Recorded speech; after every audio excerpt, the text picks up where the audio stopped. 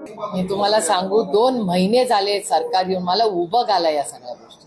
खरंच मला उबग आलाय. माझं म्हणणे पॉलिसीवर बोलूया ना. 2 महिन्यामध्ये या सरकारने आल्यापासून काय पॉलिसी निर्णय घेतले, हार्वेस्टरच्या इन्क्वायरीचं पुढे काय झालं, शेतकऱ्यांना पीक विमाचा निर्णय काय झाला, लाडक्या बहिणींना 2,500 का 3,000 रुपये कधी देणार, किती देणार, महागाईसाठी काय करणार, येणाऱ्या बजेटमध्ये काय करणार तुम्ही. पीडब्ल्यूडीला मागच्याच आठवड्यात मी रिव्ह्यू माझ्या मतदारसंघाचा केला. का नाही गतिमान सरकार, आमचे रस्ते का गतिमान होत नाहीत, का कॉन्ट्रॅक्टरला वेळेवर पैसे दिले जात नाहीत, का आमची सगळी कामं डिलेड आहेत, का कॉस्ट एस्केलेशन होत आहे. गडकरी साहेब रस्ता कमी खर्चात करतात, मग महाराष्ट्र सरकारचे रस्ते का नाही कमी खर्चात होईल.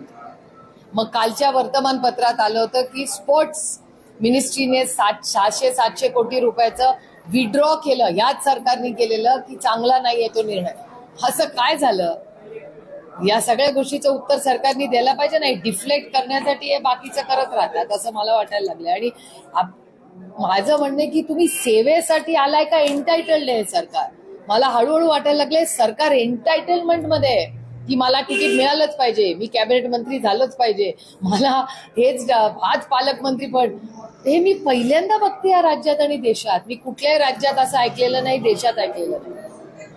बस दिस इज अ सेवा आहे. आपण निवडून लोकांची सेवा आणि तुमच्या आयुष्यात चांगला बदल करण्यासाठी आम्ही पॉलिसी मेकर्स आहोत. इट्स क्वाईट डिसअपॉइंटिंग मला विचाराल तर. म्हणजे मी तर ठरवलं मी या विषयांवर बोलणारच आहे. तुम्ही कितीही प्रश्न विचारा. I don't want to comment. It's too disappointing.